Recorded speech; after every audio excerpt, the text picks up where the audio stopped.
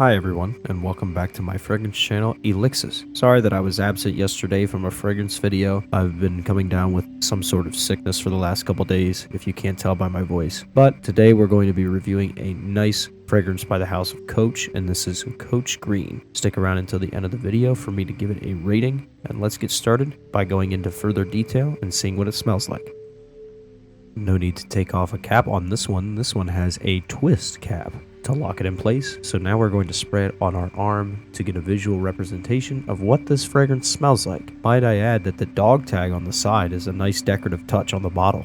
This is a very nice fragrance that smells extremely good in the opening with that beautiful kiwi note. Now we're going to go further into detail on this fragrance. This fragrance released the most recently out of all the fragrances we've reviewed so far, releasing in 2023, and this fragrance is a very nice spring and summer fragrance with a beautiful kiwi note like we talked about earlier at the top, mixed with a little bit of bergamot, and in the middle when it dries down just a little, I get like this nice rosemary smell with a little bit of geranium, and in the base I can instantly tell that there's cedar in here, and there is some sort of like a mossy, but it's kind of hard to pick up with the cedar, but it's probably because they both mesh so well together that they almost just smell like one note together, like cedar and moss together. It's just beautiful. In my opinion, even though this came out very recently, this is a perfect spring and summer fragrance. I could see someone rocking this out in the spring, and this could be their go-to spring summer fragrance for years, honestly. They could get multiple bottles of this and it would do wonders for them. It's very like fresh, spicy, woody.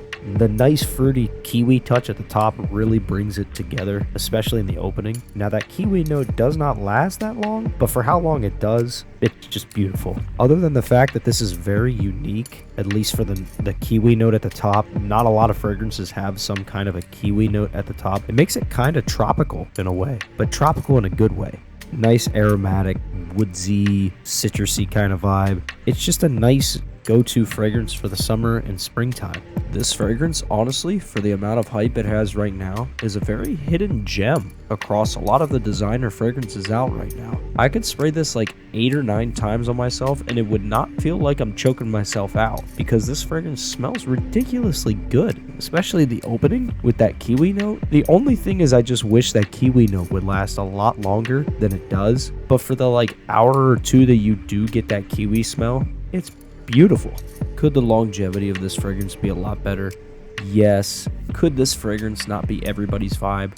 Yes. But is it mine? Absolutely. I love this fragrance, and honestly, I don't really see at any point where this would feel that overwhelming to somebody. Should you blind buy a fragrance like this though? Definitely not. I would honestly test this before you buy it, just to make sure you like that unique blend of the kiwi and cedar and moss and stuff like that, because it's not like across the board straight up clean smelling that everyone's gonna be like, oh yeah, I'm familiar with that smell, it just smells like something clean. It's not like that. This might not be for everybody, so if anything, try to find this in a store somewhere and test it before you buy it. But in my opinion, as soon as I tested this on paper and on my skin, I just fell in love with it. It was great.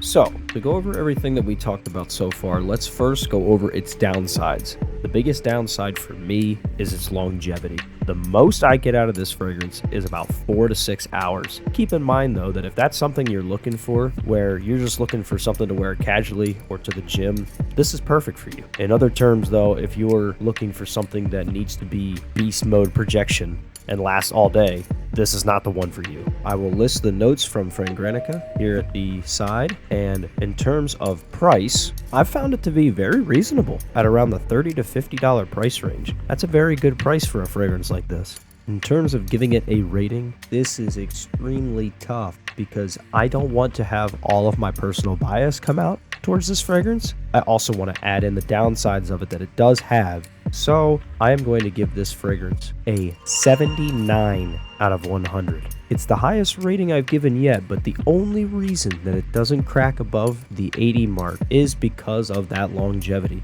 Yes, for a casual wearer who just wants to use this to the gym or just for going out for something small in the daytime, it's perfect, right? But If you're going to use this for anything else, it really doesn't last that long, or as long as it should. That's why it's staying below 80, but still has a very good rating. Well, that is going to do it for today's fragrance review. If you guys liked it, hit that like button. Subscribe if you want. If not, there's no hard feelings. And until the next fragrance review, I will see you guys in the next one.